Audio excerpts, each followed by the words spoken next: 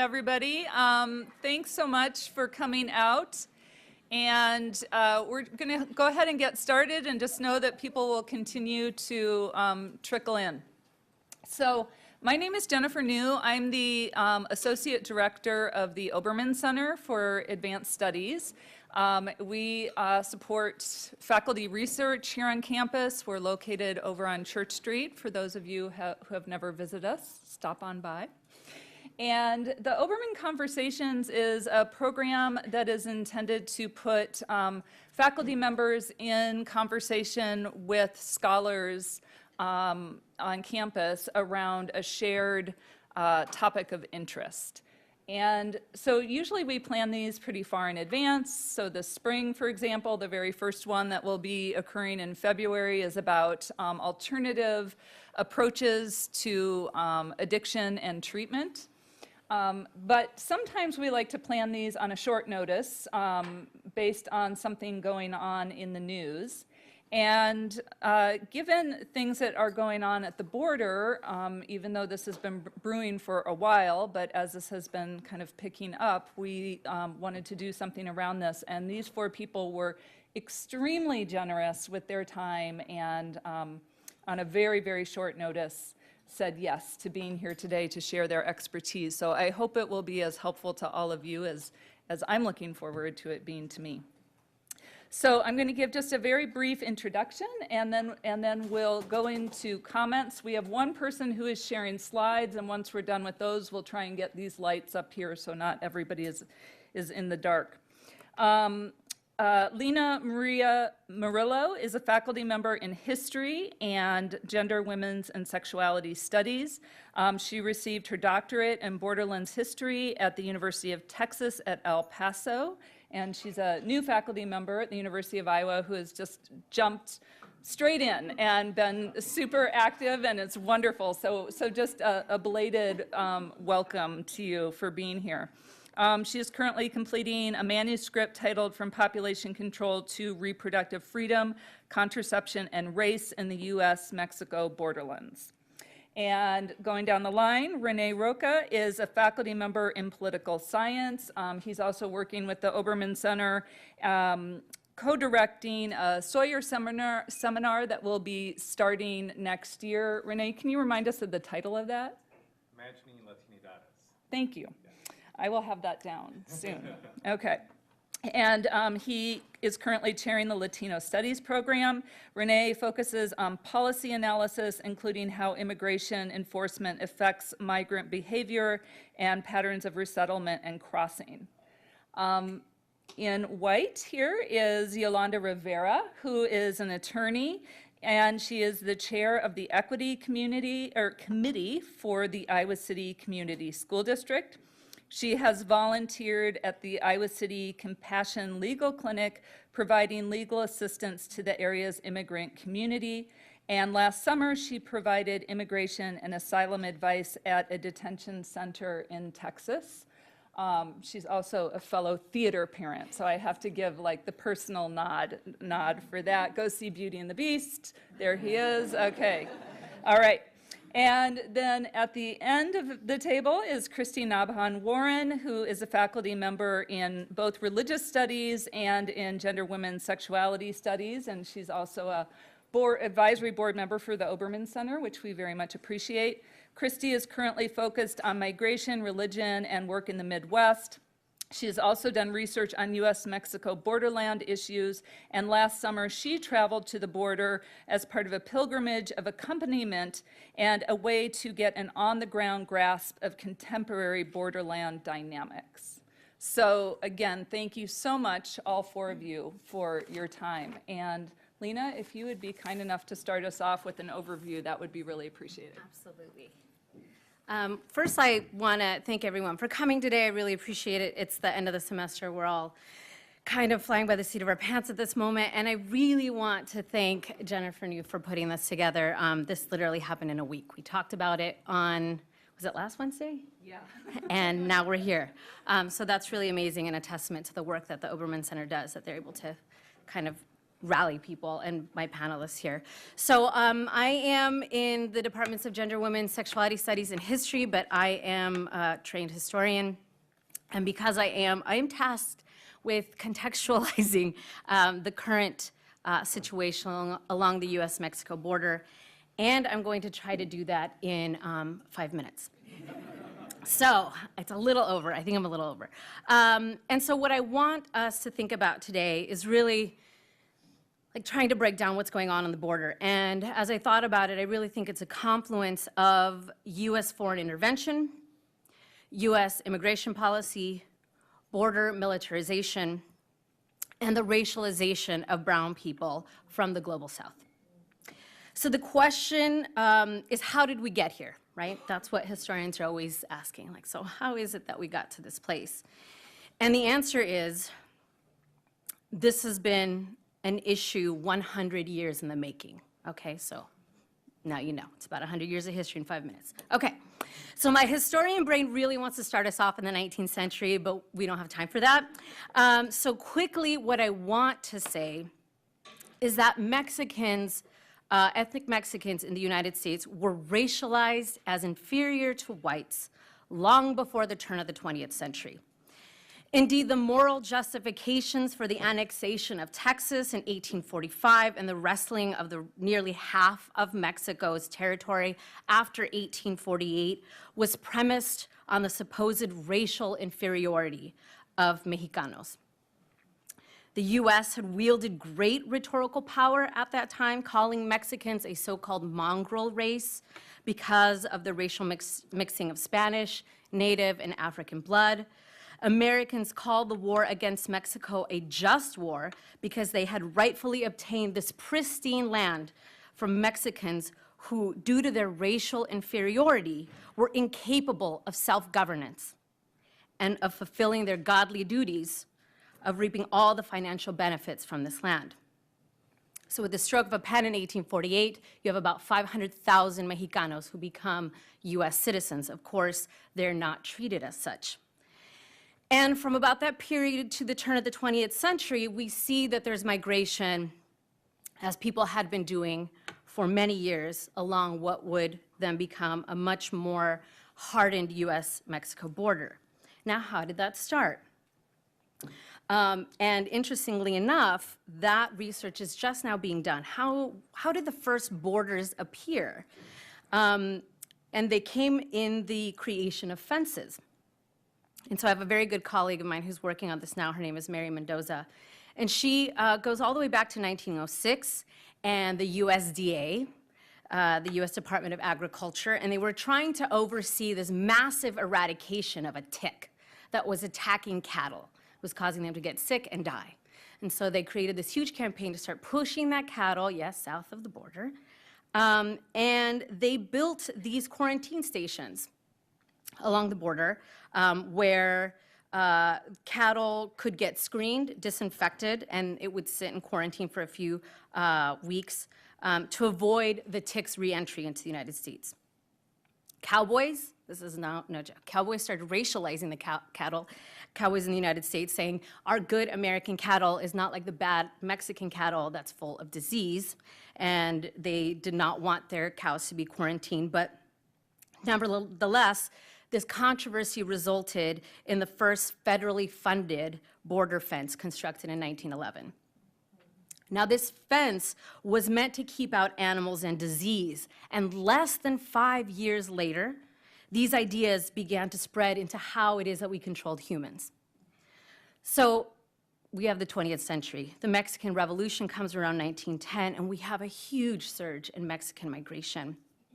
From about 1910 to about 1920, hundreds of thousands of Mexicanos crossed the border to find peace and work in the United States. And in fact, they were welcomed as agricultural workers, as domestic workers. But there were public health campaigns put into effect in places like Los Angeles and in El Paso, where Mexican migration was essentially pathologized. Not all were destitute farm workers, but they were all treated as dirty, diseased migrants when they attempted to cross. Inspection stations were first created around 1917 to inspect people supposedly carrying typhus. These people were treated to kerosene baths. Their clothes were cleansed with lye as they entered cities like El Paso. People crossed all the time, every single day, from places like Ciudad Juarez, which is a sister city to El Paso, and they had to go through these horrific inspection stations. Many of them were laundresses, farm workers. They worked at the refineries along the border or as domestic workers. And this public health campaign, this vigilance, went all the way up until the 1930s and the Great Depression. What happens during the Great Depression? The United States decides that, as it does in times of dire economic crises, it finds a scapegoat, and they found that within the ethnic Mexican community, and they deported over 2 million Mexicanos in what is called the repatriation period. Many of these Mexicanos were in fact U.S. citizens, but of course that doesn't matter. They were foreigners in their own land. The irony of this is that less than a decade later, during World War II, the U.S. brought over 5 million, mostly Mexican men, it was a very gendered program, through what is called the Bracero program from 1942 to about 1965. This was a leased contract labor program. It was brutal agricultural work and prompted what immigration scholars consider one of the largest human migrations of the 20th century. The same inspection stations that were used to disinfect bodies in the 1910s were again used during the Bracero program to inspect and disinfect farm workers as they came into the United States. The Bracero program ended in 1965, and to the dismay of the Mexican government, it was not renewed. But what happened was that that same year was the year that the United States government enacted the Immigration and Nationality Act, the first act to really regulate Mexican migration to the United States in the history of the United States. By 1979, new amendments to that immigration policy had reduced visas for Mexican workers. Yet the demand for labor continued to steadily increase, and unauthorized workers, the vast majority of the Mexican, migrated to the United States.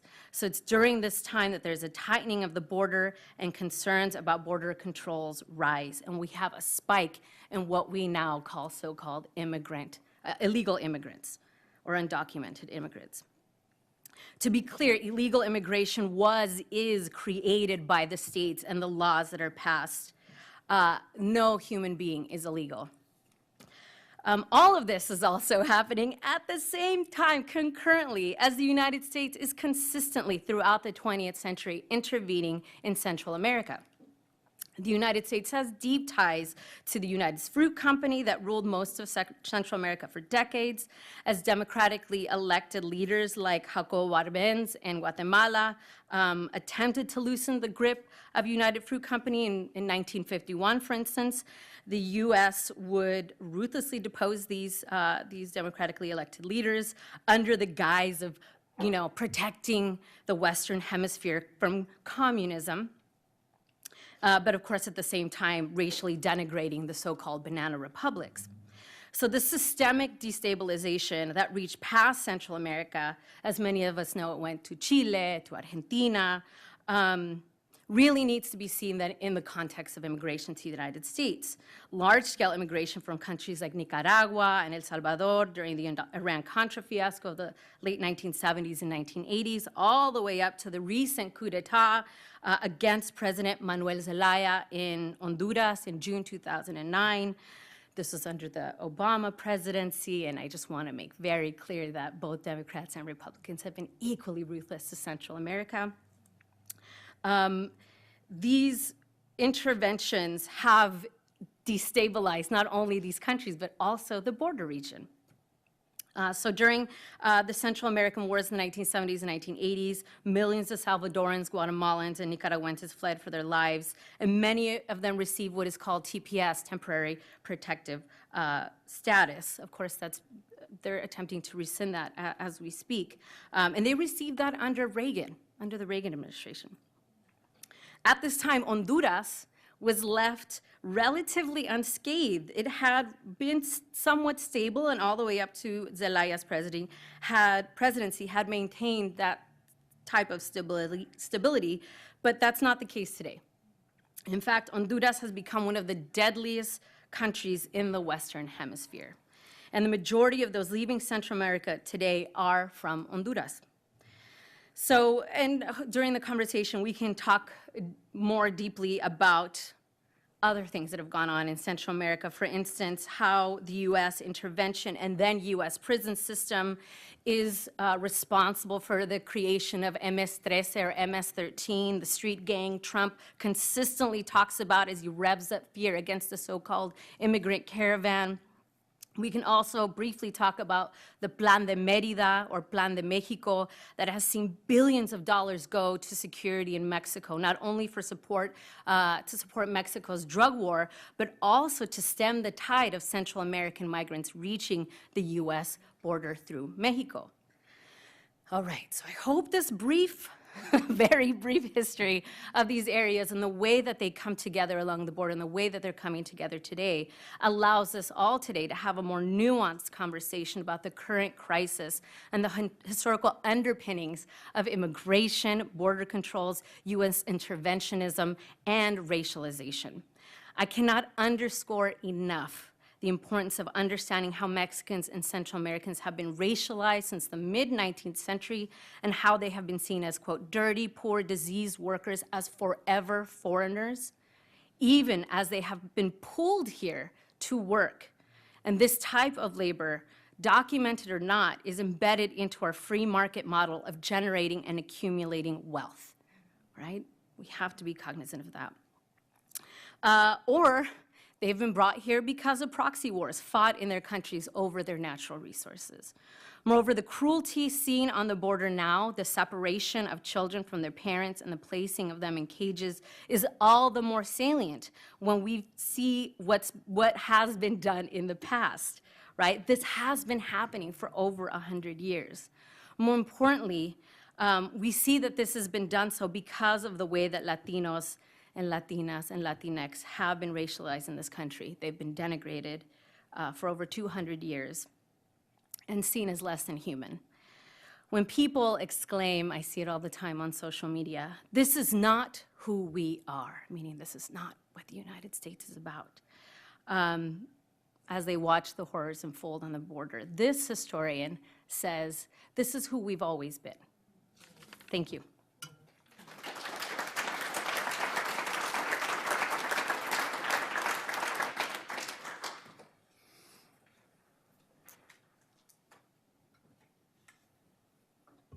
Okay, so a little bit from maybe some of the historical to the contemporary.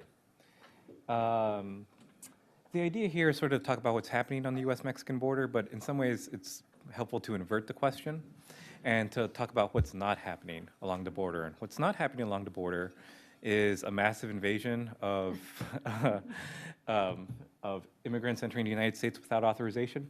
So I have some figures here. I've made them for different audiences over different times, so they're not uniformly formatted. You know, I apologize, but what we're looking at here is just the number of apprehensions over time in the southwestern sectors, and we can see there that they're in historical lows, right? So if you want to talk about immigrant invasions, the need for increased border security, and you want to talk about this in the late 1990s, right? Then there's some evidence for the idea that the level of immigration you're seeing is at an historically high level, and that there needs to be some sort of policy response. But what's really ironic about what's happening now, both in public discourse and in public policy, is that you have this sort of hysteria and you have this increased emphasis on enforcement precisely at the time in which the problem, quote unquote, that you're trying to address is the least consequential, the point at which the actual number of apprehensions along the southwestern border are at historic lows, right? And so that's an important piece of information to sort of have in mind. Another way of looking at this is looking at the percentage of migrants who are sort of apprehended and deported after crossing, and that number is at its historic high. So you can see there that estimates are that about a quarter of individuals who enter the country with the intent, these aren't people seeking asylum who are going to sort of present themselves to enforcement. These are people who are crossing with the intention of entering the United States without authorization. About a quarter, our best estimates are they're on any given attempt, apprehended and removed. Right? So that number is also at its historic high. So it's not the case that say, oh, apprehensions are at historic lows, but the reasons that apprehensions are at historic lows are because the ability of individuals to cross without authorization and deceive local authorities and evade apprehension is at an all-time high. In fact, their ability to evade apprehension is also at an all-time low. Right? So the border is therefore sort of increasingly secure. Also incongruent with some sort of contemporary discourse. Other things to sort of bear in mind. What you're looking at here are monthly apprehensions in the Rio Grande Valley sector. So it's the sector where traditionally individuals from Central America have attempted to cross. The latest caravan actually showed up in Tijuana because it's like, which if you think about geography, if you're crossing from Guatemala or Honduras and you're trying to enter the United States, it makes sense to sort of go around the coast, right? And that doesn't make a lot of sense to end up in Tijuana, but of course, in order to get to the Rio Grande Valley, you have to go through a series of territory that's controlled by the Gulf Cartel, which has a lot of inherent risks to it, and so much inherent risks that the wiser plan apparently is to cross thousands of extra miles, find yourself in Tijuana and attempt to cross there. But nevertheless, what you see here is an actual representation of a border crisis, which is the migrant crisis, the unaccompanied minor crisis in the summer of 2014, in which 40,000 people showed up in the Rio Grande Valley in the span of a single month. Right, so that was something which deviated significantly from historical norms, which was something which our institutions were not equipped to handle. Our enforcement apparatus, our detention apparatus was not equipped to handle. But what you see now, what you see at the period of time in which you have the zero tolerance policy, the policy of forced family separation, the Trump administration sending, whatever, U.S. Federal troops to engage in some kind of ambiguous assistance on Border Patrol, is them doing that at a point in time in which the level of crossing and apprehensions are about in line with historical norms. Right? It's not something which is, that aberrant. Now, what you did see, you see that big dip around the start of the Trump administration, right? And so what happened, what was empirically observable was at the start of the Trump administration, the number of people attempting to enter the United States declined very suddenly and dramatically, right? But of course, tough rhetoric doesn't change the incentives it doesn't change societal chaos in Central America. Right? Tough rhetoric doesn't change the economic push factors in Mexico. Tough rhetoric doesn't change the need for low-paid, low-skilled labor in our domestic economy. Right? And so since rhetoric doesn't change any of those things, what happened is within a few months, the level of immigration just returned to its pre-existing equilibrium. Right? But because you had the decline, what you see is, as it returns to equilibrium, is an uptick. And I think this uptick is sort of what's caused that sort of counter-reaction by the Trump administration. You saw that decline, you probably saw a lot of pride, there was a lot of news stories that, all right, I'm tough, the Trump administration is tough, immigrants aren't crossing, and as those level of apprehensions began to increase month by month by month by month, right, the need for some sort of policy intervention in order to discourage that was, I think, became pressing within the administration, again, leading to the idea of zero tolerance, leading to the idea of forced family separation. A couple things I'll point out, like that idea of zero tolerance, Attorney General Sessions pointed out. I mean, my gosh, is 2018 the year I would go for zero tolerance based on that figure, right? Like this is like, zero tolerance is a solution to a non-existent problem, right? The other thing I'll point out here is if you look at the monthly apprehension figures, and this is just Rio Grande Valley sector, this isn't the entire southwestern border, this is the Rio Grande Valley sector, the caravan, the most recent iteration of the caravan, has about 4,000 people. So put 4,000 people on that y-axis, right? So like what? That, right? Right? That's the caravan that's gonna like invade, and that's the invasion, right? And so like even if you like took that caravan and you put it on that end of that time series and you inflated that dot by 4,000 people, right? you don't end up with a really significant change based on the volume of just regular border activity that we see at any moment in time. Again, the unaccompanied minor crisis of 2014, that's real, right? That was a really significant change from the status quo. But what we're seeing now is sort of not really in line with that. I don't want to go over time too much, so I have some other figures, but one of the things I'll point out is it's about the border, but we have to think about how the border and the interior are related. And so one of the things I'm looking at here, and then I'll stop after this, is the relative distribution of enforcement activity on the basis of Border Patrol and ICE. One of the important things to remember is those are separate institutions. Immigration and Customs Enforcement and Customs and Border Protection are different units within the Department of Homeland Security. Obviously, Border Patrol focuses mostly on the border, and ICE has an authority which reaches far more into the interior. And you can imagine that if you're a governmental organization that's in charge with increased border enforcement, and you see this trend, and you see that the level of the number of individuals attempting to cross into the United States is in dramatic decline, and your job is to engage in immigration enforcement, this is a problem, right?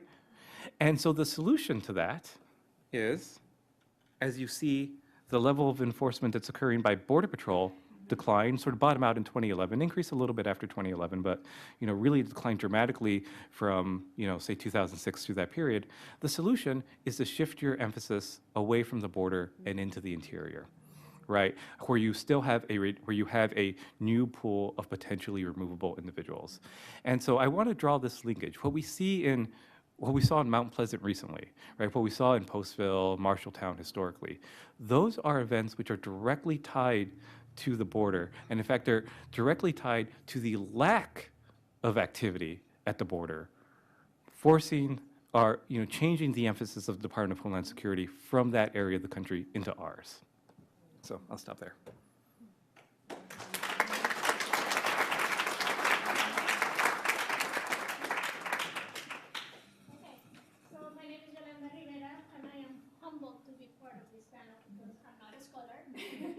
I'm not a professor. I hope my story helps you see a little bit more of what's happening at the border. I studied law at the University of Iowa. I graduated about 12 years ago. And I specialized in immigration. I don't work full time. I help here and there at different things. I volunteer. And as part of my volunteer work, the past 2 years, there's been such an emphasis on immigration. Sorry. There's been such an emphasis on immigration, and it just got really frustrating day after day listening to the rhetoric and how things were unfolding, knowing what the law is and how it should be enforced. And one night, my husband, when the whole family separation happened, my husband walked into the room. It was almost midnight, and I'm on the computer, and he's like, "What are you doing?" I'm like, "I can't take it anymore. I'm volunteering. I'm going to the border. I don't know if they will accept me because I don't have the greatest resume, but I'll try." And lo and behold, a wonderful group called Lawyers for Good Government, who was a group that was formed when the Muslim ban was first enacted. These were attorneys who volunteered and went to the airports and tried to intervene at the airports with the people who were being detained at the airport. And from there, it has evolved into different aspects. And they, once again, when the family separation started, they tried to get a couple of volunteers from around the United States, and a couple became hundreds and thousands, which was great to watch unfold on Facebook. Like, so many people say, "I'm willing to go, I'm willing to go."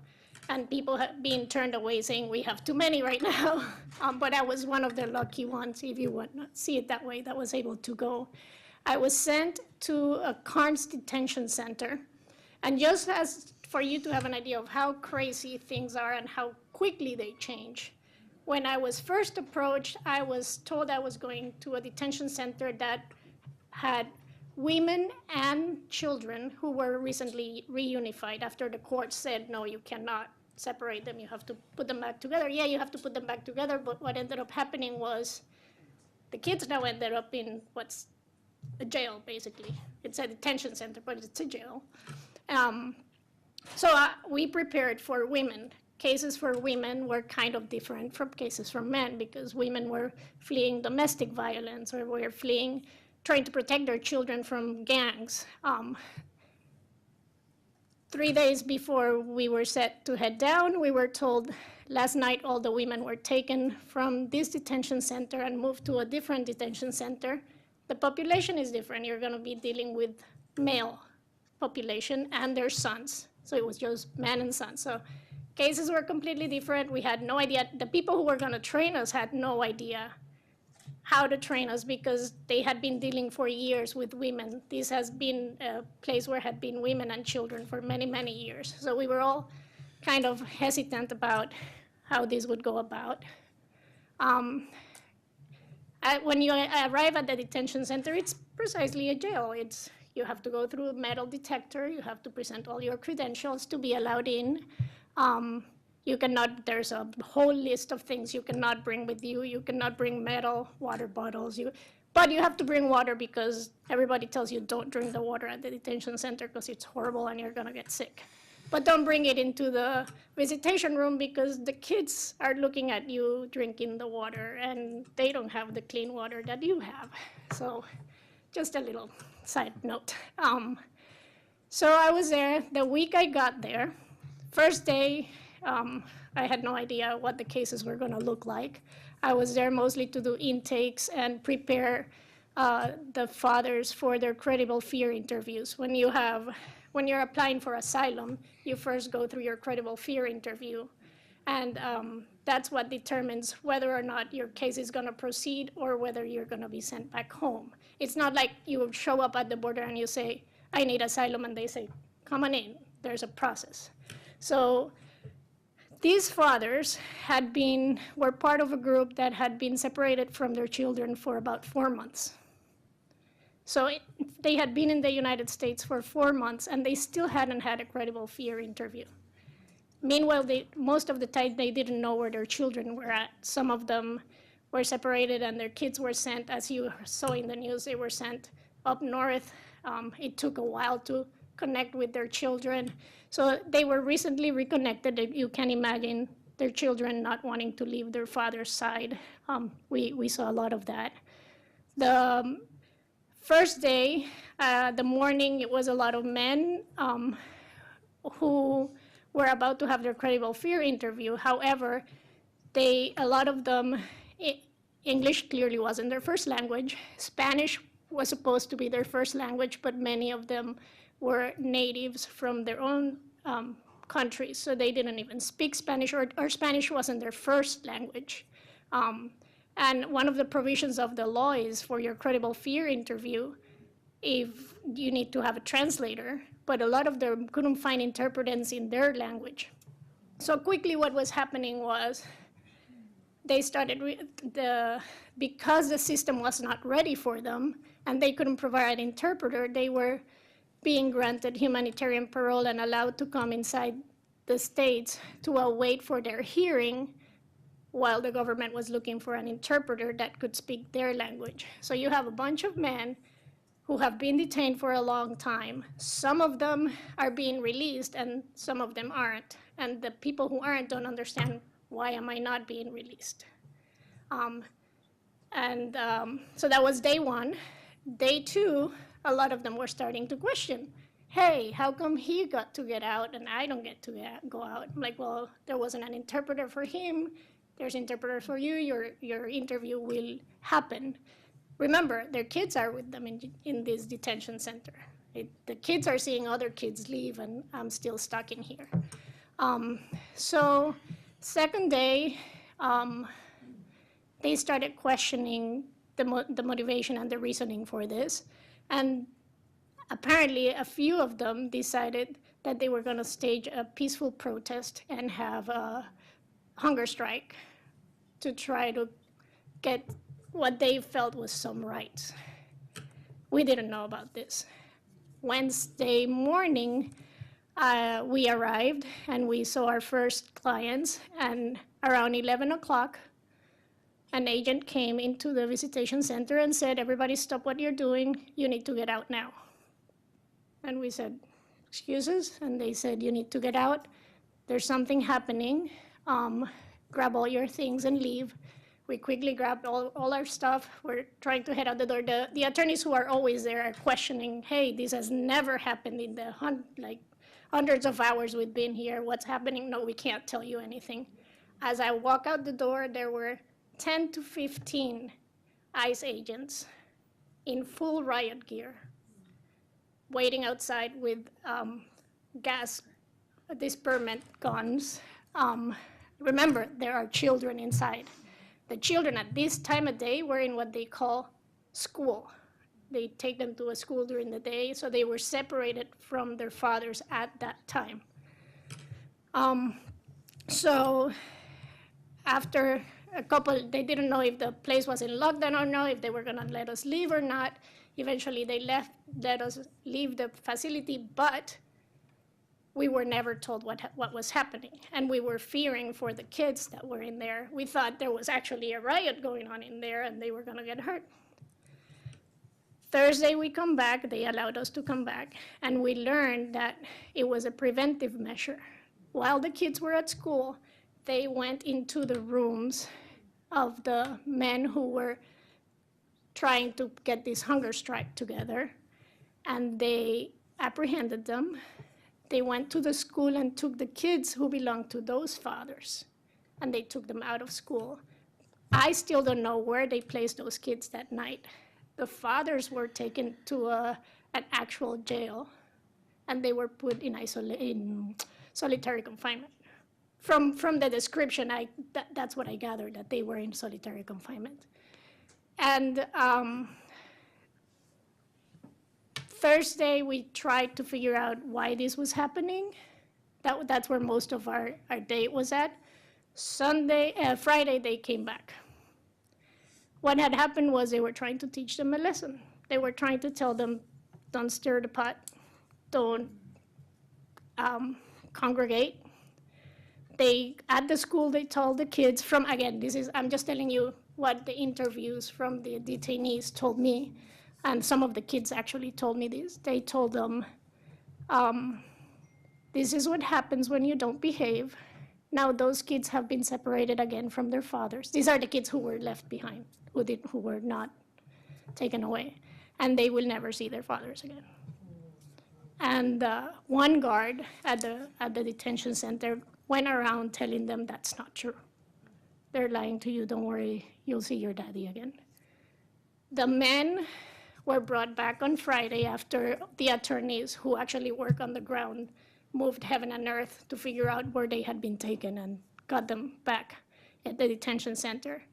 And I spent most of my Friday talking to one of the dads that had been separated and just watching the kids, like the kid would not leave his side. There was a TV about that far from me that was playing videos for little kids. And I said, you can go sit there, and he would not leave his father's side. Point is, this is what happens when you go in and you try to enforce a policy that's not very well thought out. And children are suffering, families are suffering. Even the people who worked at that detention center were not sure how to handle the situation because they had never seen a situation like that. And these are human beings.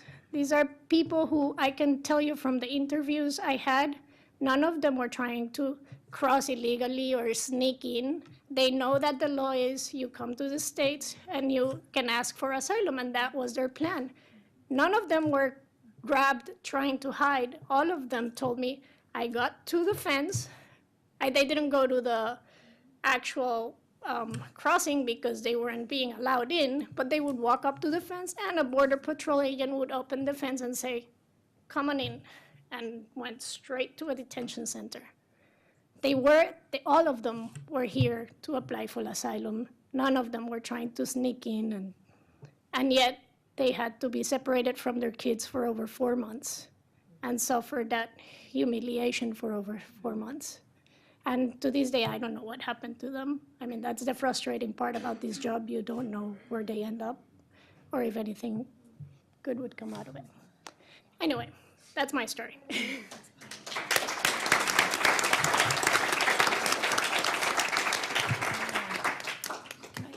should we go up or sit? Is it okay? Okay, I'm going to try to keep this short as well. So my current work's in the interior, and this summer, my cousin and I, he's a professor at University of Arizona in food studies, and he's worked a lot with indigenous tribes, peoples, First Nation peoples. We decided to take a pilgrimage this summer, sort of a goodwill tour of empathy, where we did a lot of ethnographic work. So I'm calling this Dispatches from the Border, summer of 2018. Family separation in a bordered America hurts us all. In late July, we learned that 2/3 of immigrant family reunifications mandated by a federal district had been accomplished by the imposed deadline. 900 other parents of detained minors at that time had not been contacted or even found. Roughly 800 other children at that time remained in detention centers across the United States until further notice. What does this mean for the rest of us? How does the continued detention of minors in hard-to-access places, hidden places, impact the majority of Americans living on both sides of the U.S.-Mexico border and on the interior, folks like us? What can folks like us in the Midwestern United States do? So these are questions my cousin, Dr. Gary Paul Nabhan, and I asked border residents from a variety of professions, political persuasions, ethnicities, and faiths during our 1,400-mile pilgrimage listening tour across the borderlands in late July, early August. The resounding response we heard from Nogales, Arizona to Redford, Texas, is that the immigration crisis hurts us all. The capture, detention, and separation of minors from their mothers, fathers, and siblings has generated chaos, as we've heard, in many borderland communities. Recent shifts in long-standing U.S. policies have not only torn families apart, but have frayed the social safety nets which stitch together the Americas. What have the women, men, and children we met told us? From Border Patrol officers like Ross Carter in Marfa, Texas, to humanitarian aid providers with the Kino Border Institute in Nogales, Arizona, and the Annunciation House in El Paso, Texas. From religious leaders like Roman Catholic Bishop Kikanis, to farmers, ranchers, and short-order cooks in Tornillo, Texas, we heard a broad consensus that the U.S. needs to invest resources in stabilizing the economies of communities to the south of us. They, like us, are Americans with whom we share a history, landscape, and long-standing trade relations. The funds proposed for a wall to divide us could be better used to help build capacity for Latinos, Latinas who wish to stay in place. This is what we heard from our various interlocutors. They leave largely those who seek asylum and go through the proper channels, as we've just heard. They are leaving because of poverty, exposure to violence, drugs, gangs, and sex traffickers. It's literally killing them, as we learned most recently with members of the caravan that originated in Honduras. In Nogales, Mexico, we met a young mother from Guerrero who fled with her 8-year-old son in the middle of the night, Johan. We sat with them and chatted for close to an hour right on the border. They were waiting for their asylum request to be processed. They were escaping a street gang which attempted to recruit her son, 8 years old, a promising young boy who aspires to be a veterinarian because he says he loves animals and he wants to help them. The mother wants her son to achieve his dreams. She spoke of his capabilities with great pride while supporting another young mother who she met on the way up, who sat next to her on the pavement while also waiting to file for asylum, pregnant with her second child and serving as sole parent to a vivacious toddler. She's adorable. She fled her abusive husband out of desperation. For these women and their children, gaining political asylum may represent their only chance. Sorry. We spent a lot of time with them at a safe and productive life. Their lives are literally on the line. For his part, Johan is thinking about how he can someday help heal wounded animals. He has a dream. He asked me where I taught, and I was telling him in Iowa, and he had actually heard about Iowa State from a distant relative in their program in veterinarian clinics, so he'd actually heard about it. In West Texas, we spent time with a Border Patrol officer, Ross, who runs an organic farm with his family in Alpine, Texas, who opened up that he wrestles existentially and morally with the complexities of his job. He believes it's wrong to separate families. He notes that 75% of his agency's budget is currently being allocated to apprehending nonviolent offenders, migrants without documentation. He assures us that most of his fellow officers who were nervous about going on record, they wouldn't meet with us, feel similarly. Ross met with us for a while. Ross's sentiments are echoed by the emergency management officials we met in Tornillo, Texas, at a small taqueria called Mi Cabañita on Alameda Drive, just a couple miles away from the detention center, AKA baby jail, as the locals call it. These officials said without hesitation that it's wrong to detain minors. And yet, in the next breath, they said that the minors being held in the Tornillo facility are, quote, much better off than if they're back home. You know, they're well fed here, they can take showers, they play Nintendo Wii, and they get 24/7 care. More on that in a minute. HHS contracted with BCFS in June to open a 400-bed facility in Tornillo for what the government calls, quote unquote, unaccompanied alien children, generally children who are apprehended at the border without a parent or guardian. The facility opened up at the Marcelino Serna port of entry during the Trump administration's zero-tolerance policy on the border, which resulted in the Border Patrol taking more than 2,000 children from their parents. Those separated children were classified as unaccompanied and placed in the custody of HHS, called the Office of Refugee Resettlement, whose permanent shelters across the country were already nearing their capacity of about 11,000 beds. That led to the decision to open what was supposed to be a temporary tent facility in Tornillo. So back to Mi Cabañita. A mother and her daughter, sitting quietly at a table adjacent to the officers, quietly eating their lunches but watching the whole time, had overheard this bold claim by the Anglo officers. The mother was giving the officers a serious side-eye and motioned me to come over toward her with a nod of her head, and our eyes locked, so I moved over to listen. I sat next to her and her daughter. She had heard it all, she said. She shook her head with a resounding no, and they were literally her daughters. They were sitting right next to the officers. It's very tense. To the officers' claim of better care at the jails. Let's just call them what they are. No, mija, these children are not better off, she said. They are isolated in what she called the jail.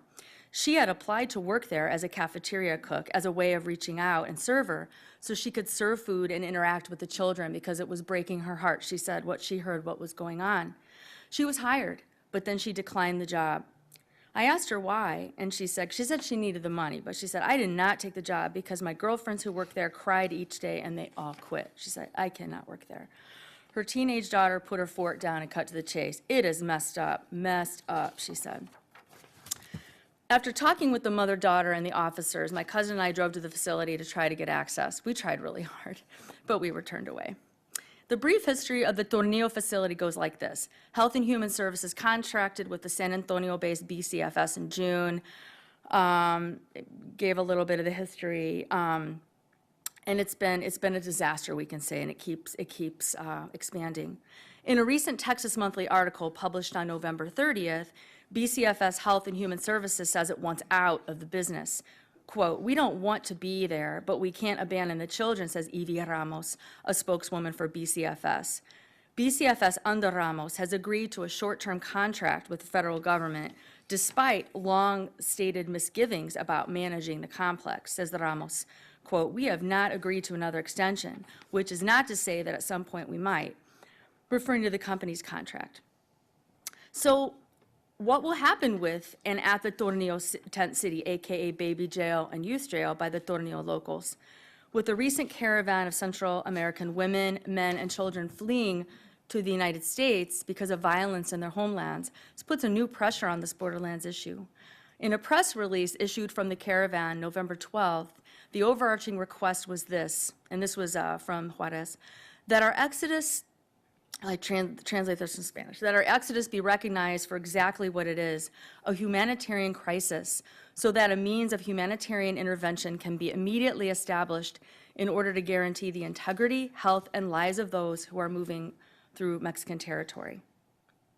Currently, U.S. troops who have used tear gas on women, men, and children seeking refuge and fleeing violence are scheduled to withdraw by December 15th, but the Pentagon is expected to approve the Department of Homeland Security's request for an extension of their occupation, it's called occupation, to January 31st, 2019.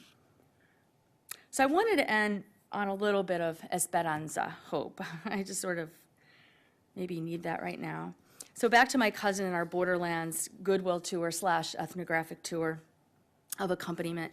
During our trip, we met individuals and teams who are beacons of hope. The Kino Border Initiative, KBI, is a Jesuit-based Catholic humanitarian organization focused on those being detained and seeking asylum. Volunteers and staff house and feed those seeking refugee status in Nogales, Sonora. They have a comedor that feeds like 1,100 people a day. We actually were able to help out that afternoon feeding folks. Their kitchen feeds folks arriving every day. Joanna Foote-Williams, KBI's Director of Education and Advocacy, stresses how shifting policies especially hurt women and children. The credible fear has gotten much harder now. The credible fear rules and regulations has made it a lot harder now to claim domestic violence as the primary credible fear. So women and children are literally being hurt by the shifting status of credible fear. KBI, if you want to know who to donate to, KBI welcomes volunteers and monetary donations for their ever-growing need. Money is what they need, not diapers, formula, and clothes, because it takes a valuable time away from the staff who need to be working on the front lines to sort and to put all this stuff away. When we were there were like crates of infant formula, diapers, Depends, and baby wipes being delivered. We were also welcomed by volunteers at the Annunciation House in El Paso, Texas, among the first 4 humanitarian shelters in the United States to be selected as sites for the reunification of families separated at the border. That day, when we were there sitting in the house a couple hours, that day volunteers told us they were anticipating the arrival of 1,000 more individuals within days. Gary and I talked with the 3 families waiting on the couches, watching football, soccer, so that became something we were able to talk about and laugh about a little bit, talked a little bit about the World Cup, all anxious and exhausted, but grateful to be on the verge of reunification. Other signs of hope, we met park rangers at Chamizal National Memorial, established in 1966 to represent shared heritage between the U.S. and Mexico.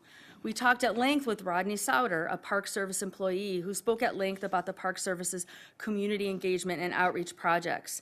What he spoke of was a kind of a borderless borderlands in a space where dialogue can happen. And they have all kinds of like listening sessions that the Park Service is putting on that gave us a little bit of hope, at least. We came away from our journey with the informed understanding that this year's massive separation of families at the border has emerged as a societal crisis that will be remembered and debated for decades. We want children like Johan to have a future with his mother in the United States, because that's what they want and that's what they deserve. It's up to us, all of us, to lend our hands and hearts to do our part to ease the pain and trauma for all those affected on both sides of the border. We must embrace an ethic of accompaniment. And I do want to say that if you do, I meant to send this along, but Kino Border Institute and Annunciation House are really, really credible organizations. And yeah, so thanks.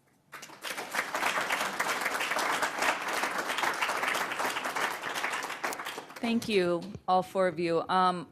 Kristy, I love the word accompaniment.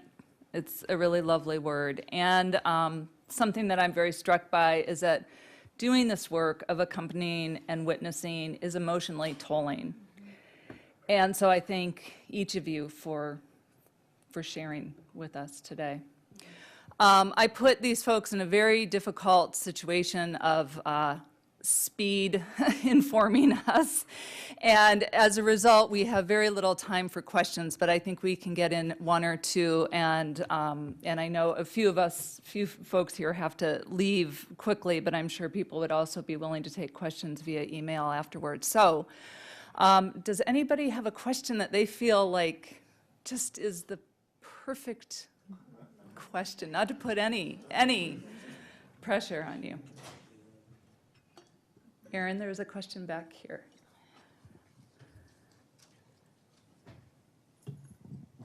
I was struck by the point about stabilizing the economies. I mean, when I look at Venezuela and Brazil and places, the numbers are just going to get worse as the economics get worse. Mm-hmm. And with all these things we can do in the moment to help people are certainly helpful, but it doesn't really stem the tide.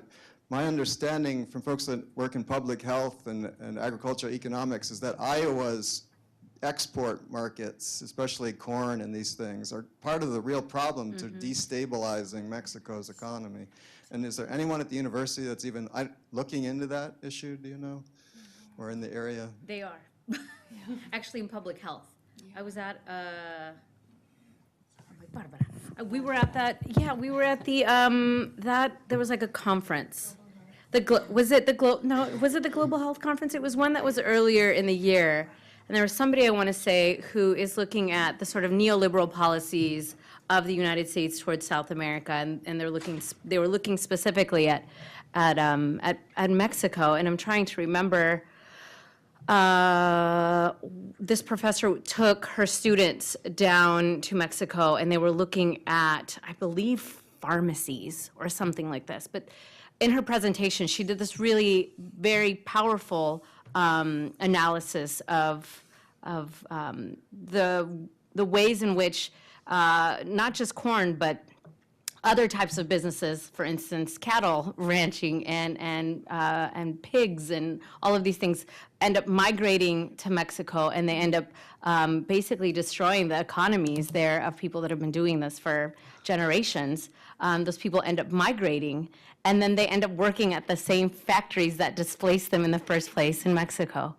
So absolutely, those neoliberal policies, the abundance of agribusiness and the abundance of things that are raised here, whether it's corn or whether it's livestock, is and has been probably for the past 30 years, has been displacing people in Mexico and throughout the Americas. I mean, we'll see what happens, for instance, right now in Brazil with Bolsonaro and his attempt to completely destroy the rainforest, only for more cattle, right? So this is going to continue to affect us, and I completely agree. For instance, the crisis that's going on right now in Venezuela, Colombia has absorbed the majority of those migrants, but that's not going to last, right? And so you're going to see, and climate devastation. I don't want to say climate change because I think that's not, I think that's too soft. Climate devastation is going to see the situation that we see along the U.S.-Mexico border. It's going to change. It's going to change radically. And what I fear is that the militarization of these areas and the way in which people are stopped from crossing the border is only going to get more cruel and more ruthless in the decades to come. Sorry, not to end on a hopeful note. Is there one other question? If you can wait just a moment for the microphone, not the microwave. I must be hungry. I was thinking of Yolanda, your experience, and I know, Jolis, I read your story on Facebook. I keep up with it, but can you share more about if there were any type of support for the kids as far as mental health? Yes, the detention center had one psychologist that I know of. I met her in the bathroom. She brought a service dog with her. I don't know exactly how much access she had to the children, but I do know that if there was something good at that place, was that dog. Whenever that dog came around, the attorneys stayed at the visiting area. That's where we had our makeshift offices. And it wasn't only the children, the men, whenever the dog came in, their faces would light up. It was like their one break in the day to see the dog come in, and they could pet him and they could, I guess, imagine a normal life outside the detention center. One comment that struck me when I was there along those lines was these kids had not seen a sunrise since they had been detained, because the detention center had walls, hall walls, and their rooms all faced to the inner court. So they had no way of even seeing a sunrise or a sunset, like little things we take for granted. These were children my son's age. These were children as young as 2 years old. I had a dad come and put his kid in his lap while I interviewed him and tried to talk about horrible things. And I'm looking at the child going, we shouldn't be talking about these horrible things in front of this tiny child. But he's lived through it, and they just wanted out of that horrible situation. There were teenagers there. I'm departing a little bit from your question, but there were teenagers, and you could see the conflict between the dad and the son. they had the option after their, and this was another thing I didn't say, after the credible fear interview, they had the option, if it was decided that it was a negative, you could, I'm losing the words here, you could either ask to be deported right away, or you could contest that determination, right? But that meant staying longer. What happened the week I was there was the NCAA had brought a lawsuit to stay deportations because these men were being tricked into asking for deportations, and a lot of us saw it happening there. They were being told things that were not true, and they were just accepting, okay, send me back. I can't take this anymore because I've been away from my child for 4 months. So that was part also of the conflict. It was like some of them went to their credible fear interview. They were told, no, you cannot apply for asylum. And then they would say, okay, I would like deportation. And they would say, but we can't because there's a stay in deportations right now. So they were literally stuck there. They couldn't go back to their home countries, and they couldn't come into the United States, and they were stuck. And so then there were teenagers who were asking us, but I can leave, right? And the dads don't want, you could see the desperation in their father's face because they know going back is certain death, most likely for those 12, 13-year-old kids. But the kid is just so tired of having been separated and being stuck in this detention center that they're like, I want to go back. Can I, even if my dad wants to continue the process, can I ask for a deportation? And it was just heartbreaking to see these kids. So I departed a little bit from your question, but yes, there was at least one psychologist. I don't know how much access she had to them because there were hundreds of men and children in there, and she can only do so much. But there was one. Thank you. Thank you all very much.